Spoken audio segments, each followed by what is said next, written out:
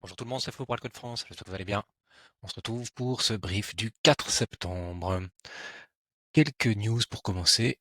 L'offre d'Ether sur les exchanges atteint un niveau historiquement bas. Bah ouais, hein, ça fait un moment qu'on le dit. Il y a pas mal de mouvements sur les exchanges. Les Ethers ont plutôt tendance à sortir, ce qui est plutôt bon signe. Ça veut dire que les Ethers sont soit stackés, soit mis sur des cold wallets. Donc du coup, le supply baisse. Est-ce qu'on est au niveau de provoquer ce qu'on appelle un choc de supply? Pas du tout, mais par contre, ça montre qu'on est plutôt sur la conservation à long terme. Donc voilà. Retrouvez toutes les informations importantes sur notre compte X ou alors directement ici sur notre application Altcoin France. N'hésitez pas à nous rejoindre, c'est complètement gratuit. Vous avez toute une panoplie d'infos, d'outils, le canal public pour échanger avec nous. Donc tout ça, c'est à votre disposition. Et bien sûr, si vous avez envie d'aller un peu plus loin avec nous, n'hésitez pas à prendre un call de coaching, c'est gratuit. Et après, vous avez la possibilité de rejoindre le programme Elite Investor, avec lequel, eh bien, vous aurez droit à un canal privé sur Discord. On partage des calls de trading, on partage des opportunités d'investissement, des pré-sales, plein de choses hyper intéressantes, histoire d'être le plus profitable possible pour cette fin de bull run. Voilà. Du coup, autre info que je trouvais assez intéressante aujourd'hui, que j'ai croisé comme ça sur Yahoo Finance, c'est le stock, le stock de Bitcoin détenu par toutes les entreprises qui sont cotées en bourse. Donc actuellement, il y a plus d'1 million de Bitcoin qui sont détenus par des sociétés qui sont cotées en bourse. Donc on parle beaucoup de MicroStrategy, mais on voit qu'il y en a tout plein d'autres. Euh, C'est intéressant parce qu'ils mettent du Bitcoin dans leur bilan comptable. Donc ça devient un actif en fait de la trésorerie des compagnies qui sont cotées en bourse. Alors on peut se poser la question de est-ce que il y a un risque pour ces sociétés-là au cas où Bitcoin dévisse. Alors c'est clair que du coup la trésorerie perdrait en valeur, mais c'est un pari sur le long terme, comme quoi Bitcoin aura plutôt tendance à s'apprécier. Et, et voilà. Donc plutôt intéressant. On voit que ça augmente vraiment de façon exponentielle. Voilà, deux, trois news comme ça, deux, trois sujets sur lesquels on pourra aussi échanger sur le canal public. Là, qu'est-ce qu'on a? On a Spark. On va commencer par Bitcoin, on reviendra sur Spark après. Alors, pour les personnes qui étaient avec nous en live hier, on était sur ces quelques bougies vertes, hein, cette petite phase un peu de rebond. On voit qu'on vient traverser cette zone des 110, 109 000. C'est une zone qui a fait résistance à plusieurs reprises avant d'avoir cette extraction. Et maintenant, on voit qu'on travaille un petit peu autour. On passe une fois dessous, on revient dessus, on la teste. Donc une zone plutôt importante. Mais nous, ce qu'on regarde, c'est est-ce qu'on se retourne ou pas. Donc, c'est toujours la même chose. On prend notre Fibo, on le trace, on voit que notre zone de short, elle est juste là, entre les 112 et les 111K, pile où le prix c'est reverse, donc on est rejeté à ce niveau-là et on vient travailler l'imbalance.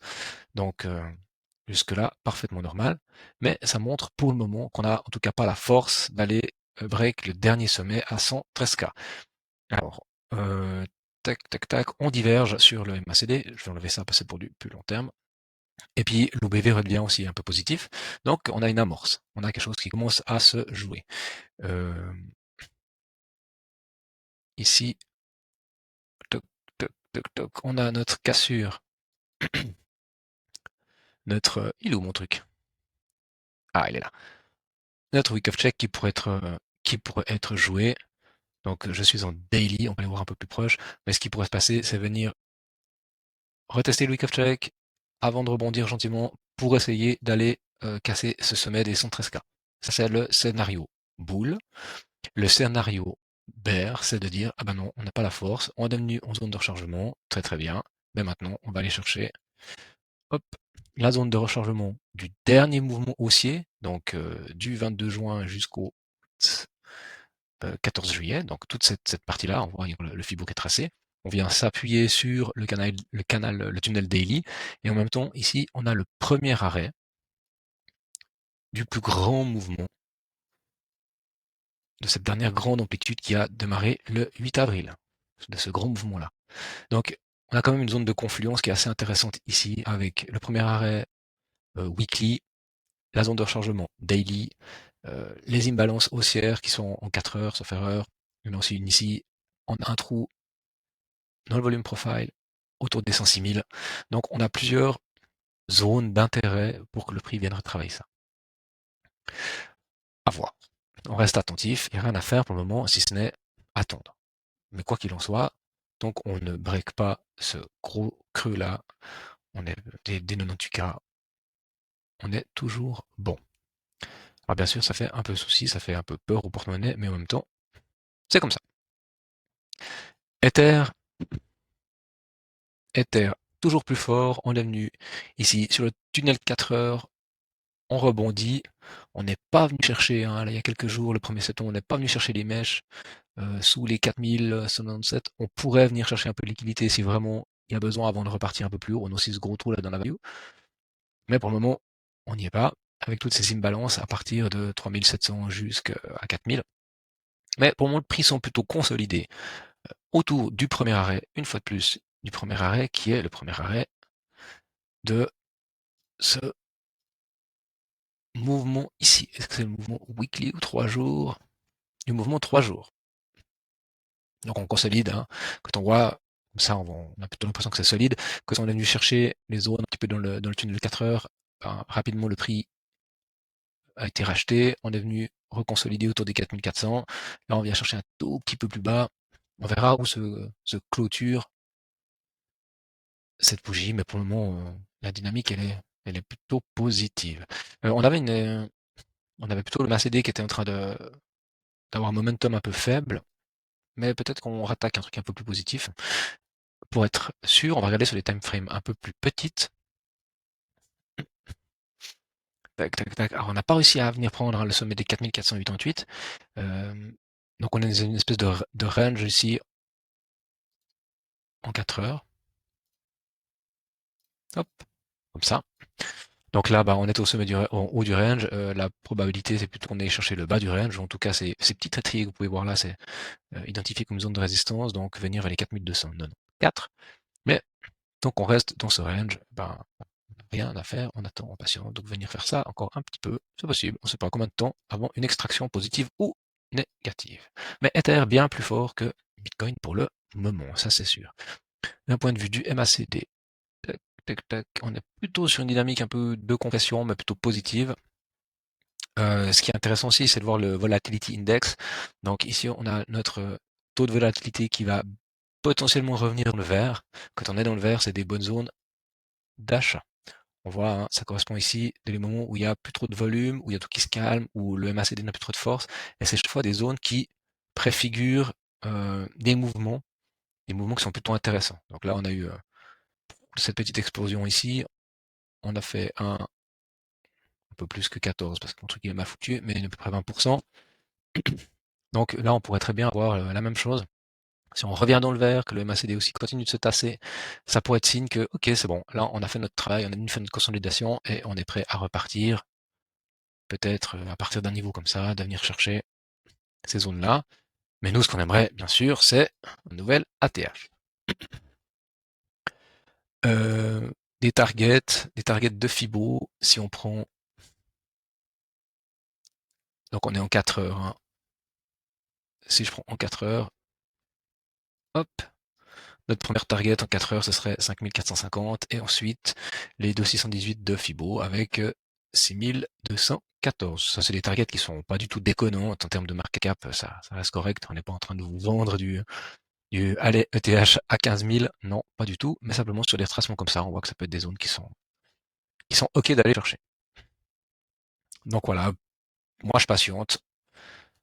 Il n'y a pas grand chose à faire pour le moment, à part être attentif et on surveille bien sûr les prises de liquidité aux 4200, 4100, et on veut pas que ça casse à 4071, sinon la prochaine zone pour rentrer sur du moyen terme. Donc ça c'est une opportunité, hein, sans doute. Hop, ça sera de venir faire ici le week of check autour des 3880.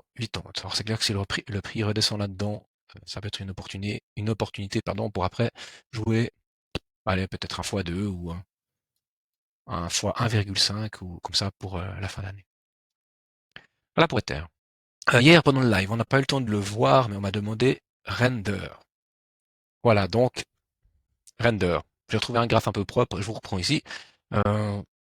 Donc là, on a tout l'historique de prix, c'est quand même plus intéressant. on voit qu'on est dans la zone d'intérêt, la zone de rechargement d'achat sur du long terme. Donc si on doit se positionner, on est dans une bonne zone de prix. Maintenant, est-ce que quand on voit ça, on a envie de rentrer sur le projet? Ben, pas tant, on est plutôt en train de, voilà, de consolider quelque chose, de compresser quelque chose. Ça se passe la même chose sur le MACD, l'OBV, les plats. Et en même temps, eh ben, c'est ce qu'on aime bien. Quand le regard se détourne d'un projet alors que c'est un projet leader de sa catégorie, c'est là que c'est intéressant d'envisager de poser une bille. Donc on compresse, on compresse, on compresse. Ça fait quelques temps déjà j'ai tracé ce petit triangle ici avec ce petit schéma. Pour moi, c'est le play que je vais faire. En plus, on a le Volatility Index qui revient dans le vert, donc c'est le calme plat sur ce truc. Et c'est parfait, c'est vraiment ce qu'on veut. Allez, je prends la mèche, soyons fous. Libre à vous de la prendre ou pas. Mais la première zone d'intérêt, bien sûr, ce sera le premier arrêt ici de Fibo, en sachant que juste au-dessus, on a une petite imbalance baissière avec des zones de résistance. Mais ça, c'est la première target, hein, les 6,1. Mais clairement, pour moi, je pense que ce projet-là peut refaire un ATH, voire mieux. Mais je serai attentif au moment où on arrive dans cette zone de rechargement de short ici. C'est là que ce sera important d'observer ce que fait le prix, parce que si on commence à pétouiller un peu là-dedans, j'ai envie de dire, avec une perte de force et qu'on sort de cette zone-là, il y a de fortes chances qu'on retourne ici ou plus bas. Donc voilà. Mais par contre, si ma petite flèche verte, elle continue, et puis que, au contraire, on s'extrait de cette zone de short, ce sera sans doute pour moi pour aller chercher déjà les 11,9 et ensuite les 13,83. Est-ce que j'ai une extension de Fibo? Non. Donc ici, si on met une extension de Fibo, un petit peu optimiste, hein, je vous l'accorde, on peut même aller chercher celle-là là. Pour moi, une target réaliste, ce serait, en tout cas mathématique, ce serait venir ici autour des 22$, ce qui nous fait quand même un joli petit multiplicateur. Et puis on n'oublie pas que en cas de forte poussée, de fort bull run, voilà, grosse expansion, de la liquidité, des bonnes news, les 2,618 de Fibo, c'est pas déconnant, et là on serait carrément à du x10, mesdames, messieurs, et oui, x10 sur Render. Je dis pas que c'est ce qu'on va faire, mais c'est une possibilité. Donc voilà pour Render. Important, je voulais vous parler de WLFI. On va parler dans 3 jours, on va la regarder en 1 heure. Donc le projet de la famille Trump, je vous disais, hein, ce machin, il pue. Pour moi, c'est le meilleur moyen que la famille Trump a trouvé pour se faire un max de pognon. Donc ils ont déjà annoncé, je sais plus combien, 500 millions de bénéfices ou je sais pas quoi. L'ICO, c'était à 0,015. Pour moi, tant qu'on n'y est pas, je rentre pas dans ce machin. Clairement, ça distribue, ça vend à fond, il y a une pression vendeuse de dingue. Bah, c'est clair, hein, ceux qui ont eu l'ICO, ils sont à plus de x10. Donc, gentiment, ils sont en train de vous vendre leur token sur le coin de la figure. Donc, pour moi, c'est vraiment j'ai pas envie de dire que c'est un scam, j'en sais rien. Ce serait un peu prétentieux de ma part, mais pour moi, c'est vraiment le genre de truc qui pue des kilomètres. Donc, je ne rentre pas ce genre de projet. Et en plus, pour le moment, ils ont rien délivré. C'est tout en attente. Donc, on fait hyper gaffe avec ce genre de truc. La dynamique, elle est plus que baissière. Euh, Voilà, j'y toucherai pas, même pas avec un bout de bois. Ça pue. On va regarder des trucs un peu plus positifs. En partant sur Spark. Alors Spark, ouais, on en parle régulièrement parce que on croit assez fort en le projet avec l'équipe. Et en même temps, quand on vous en parlait au début, bah, c'est clair, on était autour des 0,09 et on s'est fait bien poutrer. En même temps, on avait dit on met un stop sur la structure parce que si on casse cette structure, on va aller chercher ces zones d'imbalance et puis les 8,86 de Fibo autour des 0,048. Eh ben, on n'est pas loin. On n'est pas loin, et pour le moment, le prix semble consolider ici autour des 0,059. Donc, plutôt une dynamique intéressante. Maintenant, ce qu'on veut, c'est un peu plus de structure. Qu'est-ce que j'entends par structure? C'est-à-dire venir faire quelques petits W avant de retrouver vraiment de la force. On n'est pas pressé, on a le temps. Je préfère que ça consolide un petit peu, que le prix s'installe correctement avant d'exploser, parce que sinon, si ça va trop vite, à tous les coups, ce ne sera pas du solide. Et aux personnes qui disent: «Oui, c'est maintenant qu'on peut rentrer sur Spark, c'est quand qu'on peut rentrer sur Spark? C'est quoi tes entrées sur Spark?» Bah, là, on a quelque chose. En 4 heures, on a quelque chose à jouer, clairement. Si on pouvait faire une entrée, donc on voit, on était au plus bas, on est venu faire une mèche, on a retravaillé, on a refait une mèche plus haut. Ces mèches Voilà, on voit qu'il y a un petit manque de liquidité, hein. Et puis là, on a construit, on repart à la hausse. Pour moi, la zone intéressante, une autre intéressante, celle-là, les 0,061. Et du coup, ça nous laisse, hop là, la possibilité de venir, d'avoir une entrée ainsi. Alors rien que si je prends le dernier move, voilà, si je suis trader à très court terme, je peux me dire, ok, on peut venir chercher les mèches, on peut venir travailler toute cette zone-là, ouais, peut-être un petit peu plus haut, autour des 0,077. Et du coup, rien que ça, on a un risk reward de 3,39, ce qui est déjà très intéressant. Maintenant, si je suis très optimiste, en me disant que le bottom il est là, puis qu'on n'ira pas plus bas, alors je joue déjà mon premier arrêt, 0,85, mon risk reward 4,24, et puis si je dis non, non, c'est bon, on va aller chercher les dernières zones techniques avec cette imbalance ici entre 0,96 et 99. Allez, 0,1. Du coup, on augmente encore notre risk reward à 7,16 et du coup là, commence vraiment à avoir quelque chose qui est intéressant. Et dans ce genre de move, ce qui me semble pertinent, c'est que si on rentre là, que le prix monte, on voit qu'on commence à grimper un petit peu très rapidement, moi, je viens monter mes stops pour sécuriser ces positions. On ne sait pas ce que le prix peut nous faire. Pour le moment, la dynamique globale, Bitcoin, Ether, elle est soit à la consolidation ou à correction. Donc, la tendance voudrait que nos alts elles suivent ces corrections-là. Et puis, en même temps, on sait qu'on a encore de la place pour venir gratter un peu plus bas, hein. Donc, si on rentre là-dedans, moi, dès que ça augmente, je sécurise. Quitte à me faire sortir à break-even ou un tout petit peu plus, c'est pas grave. C'est euh, c'est un risque que l'on peut prendre, en sachant que notre risque est maîtrisé. C'est 0,5% du capital, 1% maximum, on calcule nos positions. Les leviers sont là pour nous aider à calculer les tailles de position et pas pour se leverager comme des fous puis essayer de faire des multiplicateurs de dingue. C'est pas comme ça que ça fonctionne, c'est le meilleur moyen de se faire rincer. Donc voilà, ben voilà, il y a quelque chose qui se construit gentiment. Est-ce que c'est définitif? J'en sais rien, on verra. Mais en tout cas, ça devient intéressant sur Spark. Et voilà, pour moi, j'ai fait le tour de ce que je voulais voir avec vous. N'hésitez pas en commentaire à laisser vos envies d'alt, de projets que vous voulez que j'analyse. On peut aussi regarder un petit peu plus fondamentalement ce que je pense de certains projets. Je trouve ça aussi intéressant. Et l'équipe d'Alcoin France, eh ben, c'est un peu le leitmotiv, c'est d'aller poncer des projets. Donc n'hésitez pas, laissez des commentaires, laissez-nous des remarques. Ça nous fait toujours plaisir de pouvoir y répondre. Et comme d'hab, si vous avez envie d'aller plus loin avec nous, n'hésitez pas à prendre votre appel de coaching. Voilà.